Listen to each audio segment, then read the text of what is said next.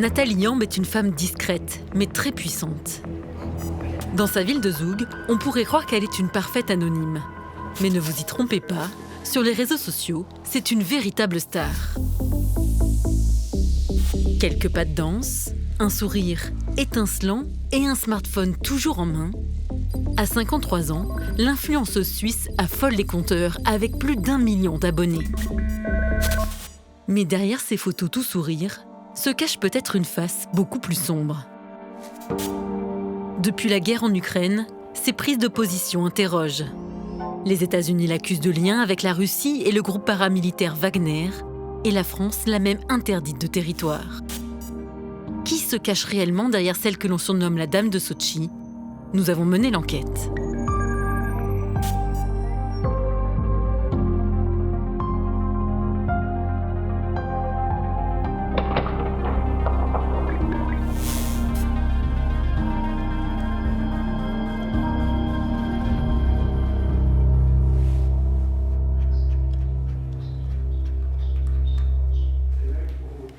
Il aura fallu du temps pour la convaincre, mais elle a finalement accepté de nous recevoir à Zoug pour nous raconter sa version de l'histoire. Bonjour, je m'appelle Nathalie Yamb et je suis heureuse de vous retrouver pour cette première vidéo de l'année 2023. Nathalie Yamb est née en 1969 à La Chaux-de-Fonds. Sur les réseaux sociaux, elle se livre en photo. On y découvre ses parents, suisses et camerounais, leur mariage et son enfance dans un immeuble ouvrier de la rue Blaise-Cendrars. On ne voyait pas souvent des Noirs en Suisse à ce moment-là. Et je me rappelle que ma mère m'a raconté un jour que j'étais rentrée en me grattant.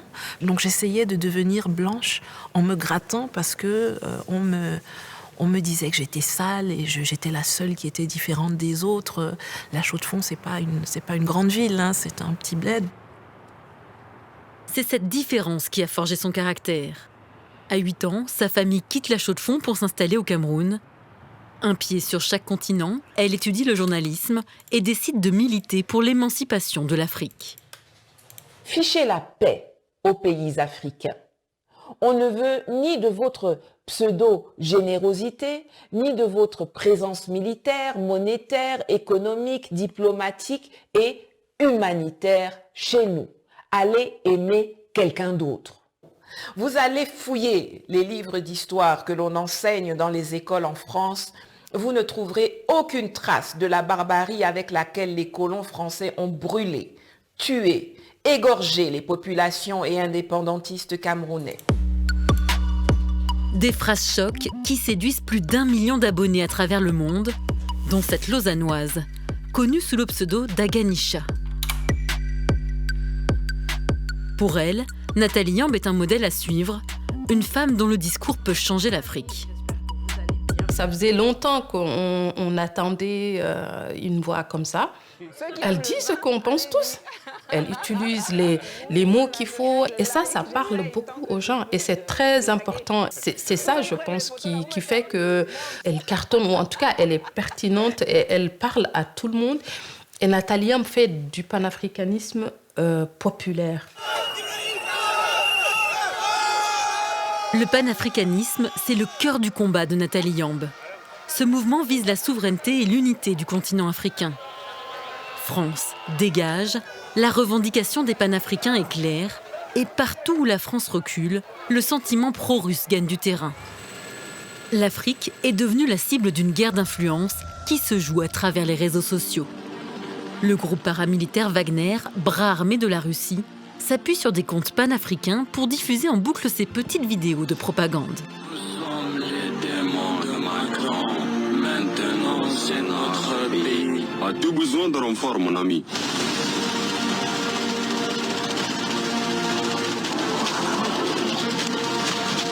Bon travail. On vous a apporté encore plus d'armes. Merci, mes amis. Heureux d'aider, mon ami. Vous l'aurez compris, Russes et panafricains ont un ennemi commun, l'Occident. En soutenant les révoltes, la Russie isolée espère obtenir de nouveaux alliés à l'ONU. C'est dans ce contexte que Nathalie Yamb va se faire remarquer. Lors du sommet de Sotchi en 2019, elle prononce un discours viral et devient la Dame de Sotchi. Mais nous ne venons pas en Russie pour y chercher de nouveaux maîtres qu'on substituera aux anciens. Nous y venons pour trouver des partenaires, pour faire du business gagnant-gagnant pour la Russie comme pour les pays africains concernés. Égérie des panafricains, Nathalie Yamb a un profil particulièrement intéressant pour les hommes de Poutine. Mais a-t-elle été payée et recrutée pour diffuser ce type de message pro-russe? Pas si simple.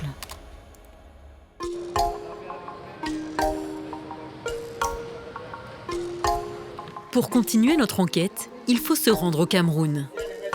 C'est là que se déroulent les Pan African Awards, sorte d'Oscar politique.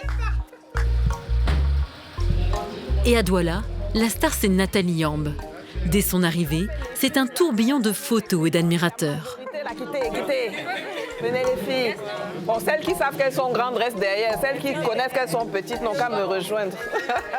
Chacun veut immortaliser le moment avec celle qu'il surnomme affectueusement Tata Yamb. Des réseaux sociaux à la réalité.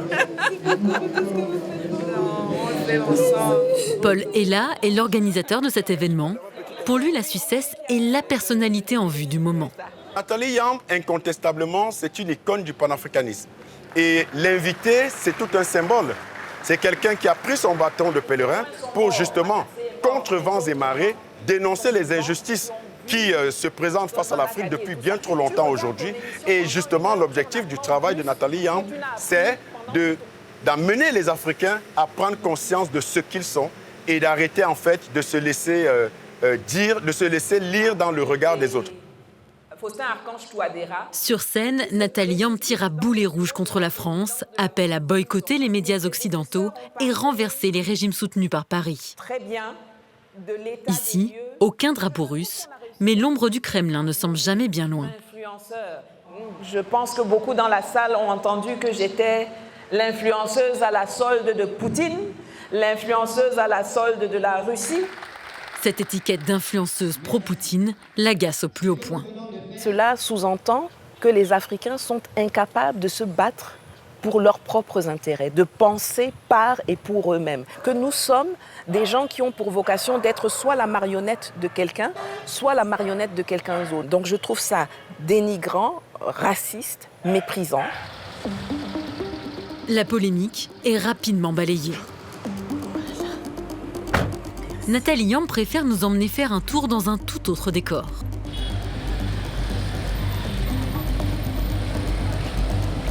Voilà, ça fait... Nous la retrouvons en pleine séance d'essayage, avant sa grande soirée de remise de prix. C'est pétillant. Alors, mon nom de famille, Yamb, ça signifie abeille. Et comme les abeilles sont noires et jaunes, je serai dans l'uniforme des Yamb ce soir. Quelques heures plus tard, elle fait une entrée remarquée. Signe de son influence, elle est installée au premier rang aux côtés des VIP et des ministres. Et quand vient son tour de monter sur scène pour recevoir son prix, écoutez bien, c'est encore avec une référence à la Russie.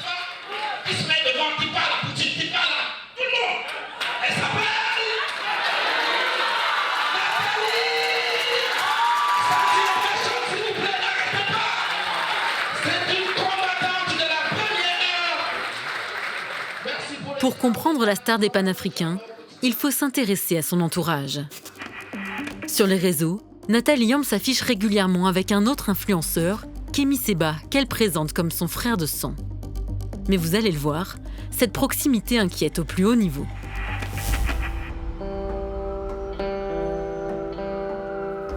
Nous sommes à Washington. Ici, Nathalie Yamb et Kémy Séba ne sont pas des inconnus. Loin de là.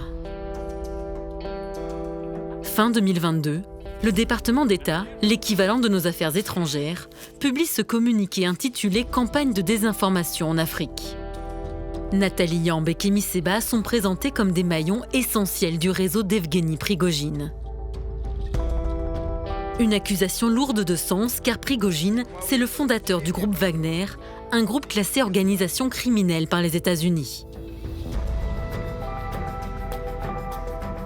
Pour ce chercheur français, spécialiste de l'influence russe, Wagner pilote directement certains panafricains. Wagner va financer par exemple des radios ou va corrompre des journalistes pour aller diffuser des contenus qui vont être soit favorables à la Russie, soit très critiques de cette présence française. Et ça, de ce point de vue, on voit bien qu'on a des liens qui se tissent entre des structures liées à la galaxie Prigojine et à Wagner et des personnalités africaines qui se réclament du panafricanisme. C'est le cas par exemple de Nathalie Yamb ou de Kémy Séba qui sont les plus connus. Fin 2020, sur ce plateau de télévision, Kémy Séba se vantait même ouvertement de l'avoir rencontré. Et donc ce Yevgeny Prigojine va financer tous les mouvements opposés à l'oligarchie occidentale. Il va en financer en Amérique du Sud, il va en financer au Moyen-Orient, il va en financer en Afrique. Et moi qui vous parle, j'ai eu l'occasion de rencontrer Yevgeny Prigojine. J'ai été invité chez lui. Je précise, c'est l'un des hommes considérés comme les plus dangereux de la planète. Donc nous, chaque fois qu'on est avec des gens qui peuvent s'opposer à l'oligarchie française et l'oligarchie occidentale, on prend cette alliance ponctuelle et on avance. On est dans un combat sérieux. D'accord ? Depuis, Kémy Séba a pris ses distances avec Prigojine et Nathalie Yamb dément fermement toute implication. Quand le communiqué du département d'État américain écrit que vous êtes un maillon essentiel du réseau de Evgeny Prigojine, que vous êtes une colporteuse très prolifique de désinformation, ça, c'est des accusations extrêmement sérieuses à votre encontre. Ils disent pas ça à la légère. Bon, ils disent ça, moi je dirais à la légère, parce que quand je lis la note du département d'État, je vois une reprise de tout ce que les médias français balancent sans jamais fournir l'ombre d'une preuve, de quoi que ce soit. Moi j'aimerais bien qu'on me prouve que je connais Yevgeny Prigojine. Ces preuves existent-elles ? Silence côté américain. Mais en fouillant sur Internet, nous découvrons une série de photos intrigantes. On y voit Nathalie Yamb tout sourire, posée lors de 2 conférences en Russie et à Berlin. Des conférences organisées par Afrique, une association sous sanction. Grâce au logiciel de reconnaissance faciale, nous identifions les participants. À droite, Alexandre Malkevitch, un Russe sous sanction expulsé des États-Unis pour tentative d'ingérence dans les élections. Et à gauche, Yulia Berg, ancienne employée de Prigojine, également sous sanction. 2 noms bien connus de cet ancien journaliste de télévision russe, aujourd'hui réfugié à Lausanne. Ce sont 2 personnages très importants dans la hiérarchie du système de Prigojine. Malkevitch, il est responsable de toutes les activités médiatiques visées exactement à influencer l'opinion publique à l'étranger. Et son assistante, Madame Berg, il est aussi connu comme une spécialiste en relations publiques. Elle est aussi diplômée en politique appliquée. Alors voilà 2 personnages qui sont peut-être principaux dans le domaine de soft power exercé par Prigojine. Ils utilisent ça, cette étiquette, l'Afrique, mais il n'y a rien à voir avec l'Afrique. Il n'y a que des experts ou des spécialistes, entre guillemets, ou des politiciens payés par le Kremlin pour faire de la propagande pour le Kremlin, pour Poutine, pour son entourage. Voilà. Alors, ils cherchent des personnes qui ont de l'influence en Afrique, y compris Madame Nathalie Yamb. Des personnes qui peuvent être tout d'abord manipulées, contrôlées et, j'ose le dire, payées. Pour Nathalie Yamb, comment est-ce qu'on peut être certain de ce financement ? Mais vous pensez qu'elle participe à des événements arrangés par la Russie, par le Kremlin, par sa volonté ? Ça veut dire les volontaires ou bénévoles ? Je suis pas sûr. À Londres, sur les bords de la Tamise, notre enquête s'accélère. Nous avons rendez-vous avec cette femme que nous appellerons Maria. Elle est russe et nous demande de protéger son identité, car s'attaquer au Kremlin et aux hommes de Wagner est très risqué.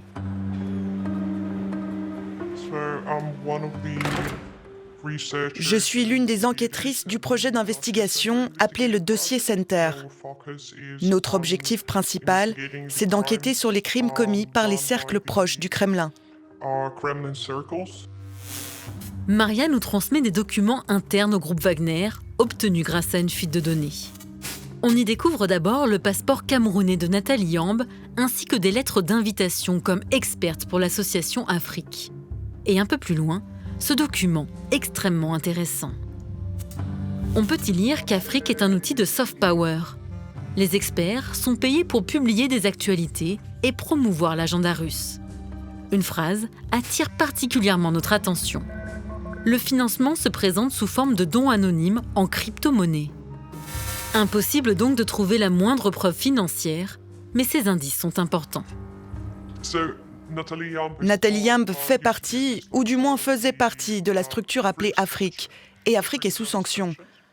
Je veux dire, quand on parle de drapeau rouge, ce sont d'importants signaux d'alerte qu'il faut prendre en considération lorsque vous décidez de participer comme experte à des conférences. Ça devrait vraiment être pris au sérieux parce que c'est votre réputation qui est en jeu et vous devriez faire attention à votre réputation. Cela vaut pour Nathalie Yamb. Est-ce que vous avez reçu de l'argent directement d'Afrique? Non, je n'ai jamais été financée ni par Afrique, ni par Wagner, ni par Monsieur Poutine. Maintenant, je lis partout que je suis financée, je le répète toujours et je lance un appel ici. Si quelqu'un sait où est le compte, où arrivent ces financements, je suis preneuse, je ne dis pas non. Mais maintenant, si Monsieur Prigojine entend cette interview et qu'il pense qu'il doit me financer, toujours le compte en banque, s'il vous plaît. Aujourd'hui, honnêtement, moi, je prendrai l'argent d'où qu'il vienne. Donc, je n'ai aucun état d'âme. Moi, j'ai plus de mal avec l'armée française, aujourd'hui, qu'avec Wagner. Ces propos volontairement provocateurs ont du mal à passer à Paris. Contacté, le ministère des Affaires étrangères nous confirme avoir demandé à 2 reprises la suspension temporaire des comptes Twitter et Facebook de Nathalie Yamb. Plus grave encore, elle est devenue interdite de territoire en France. Le général Pascal Yanny est l'un des instigateurs de cette mesure. Pour lui, la décision était inévitable. Il était estimé que la présence de cette personne sur le territoire français n'était plus tellement logique puisqu'elle appelait à la violence, elle critiquait la France et donc il n'y avait pas de raison qu'elle vienne sur le territoire français. Mais Nathalie Yamb ne tremble pas un instant lorsque nous lui soumettons le document français qu'elle affirme ne jamais avoir reçu. J'ai du mal à croire que ce soit un document officiel. D'abord parce que c'est mal écrit. Ensuite, peut-être que je surestime l'administration française, c'est possible. Mais c'est rempli de ragots. Donc tout est faux là-dedans? Je vois rien là-dedans. Je vois que je cautionne et encourage le recours à la violence à l'encontre des symboles de la présence française en Afrique. C'est faux. S'il s'agit de dire que j'envoie des gens pour casser des ambassades, pour tuer des Français, c'est complètement hors sol. Vous vous êtes réjoui de la mort de soldats français? Je ne pleure pas la mort de soldats français. Je considère que l'armée française en Afrique est une armée d'occupation. Sous ce prisme-là, je considère que ce sont nos adversaires. Et je ne vais jamais pleurer pour la mort d'un soldat français. Malgré les sanctions, elle flirte sans complexe avec les limites. Chaque soldat français qui tombe en Afrique, c'est un ennemi qui tombe. Prenez tous vos CFA et puis déchirez. Les Français, à travers leurs supplétifs terroristes qu'ils ont installés, entraînés, financés, équipés. Mais pour l'armée, la liberté d'expression ne permet pas tout. Ce qui nous intéresse chez une personne comme Nathalie Yamb ou d'autres personnes d'ailleurs, c'est ce qu'elle véhicule comme fausses informations, la façon dont elle déforme les informations et dont elle essaie d'attiser le sentiment anti-français ou de provoquer des manifestations contre la présence française. On ne peut pas laisser dire n'importe quoi sur les réseaux sociaux ou ailleurs. Il faut dire la vérité. Et à partir du moment où ces manipulations d'informations se traduisent par des menaces physiques, on ne peut pas laisser faire. Il faut intervenir. Est-ce que vous avez une preuve que Nathalie Yamb est directement liée, financée au groupe Wagner? Non, je n'ai pas de preuve de lien direct, mais je constate que les éléments de langage sont souvent très similaires de ceux qu'on peut trouver sur d'autres comptes ou sur les positions officielles de la Russie. Depuis chez elle à Zoug, la militante suisse semble intouchable et continue de semer la zizanie. Mais pour combien de temps encore? Septembre 2022, premier coup de semonce, sa banque ferme ses comptes. Et quand elle demande sa propre fiche de renseignement à la Confédération, voici ce qu'elle reçoit. Une centaine de pages censurées. C'est noir. Et c'est même pas si noir que ça, parce qu'il y a des plus noirs encore. Il y a 2 pages complètement floutées. Je ne sais pas pourquoi. Ils avaient envie de finir l'encre noire du ministère. Est-elle perçue comme une menace par la Confédération ? Ni le service de renseignement ni la police fédérale n'ont souhaité commenter. Mais une chose est sûre, son discours et ses tweets pro-russes comme celui-ci ne lui attirent pas que des amis. Je reçois très concrètement des menaces de mort. Je reçois des photos de moi prises dans la ville de Zug pour bien me faire savoir qu'on sait où j'habite. Donc je sais de façon factuelle que je suis suivie et que ce n'est pas avec de bonnes intentions, puisque les lettres disent qu'il s'agit de me tuer, de tuer mon fils, de s'attaquer à ma famille. Arrête tes attaques, sinon on va te tuer. Cette femme est instrumentalisée par Moscou. Elle habite dans votre immeuble, elle vous met en danger. Mobilisons-nous pour qu'elle quitte la ville. Qui se cache derrière ces menaces, selon vous ? Oh, c'est pas beaucoup de suspense sur ça, hein. C'est les services français. Ils ne s'en cachent pas, d'ailleurs, réellement. Ils me menacent sur les réseaux sociaux. C'est une évidence que ça vient de leur côté. Nathalie Yamb a déposé plainte, une enquête de police est en cours. La dame de Sotchi n'a donc pas fini de faire couler de l'encre. Il n'y a que la mort qui m'arrêtera, qu'elle soit naturelle ou violente, il n'y a que elle qui m'arrêtera.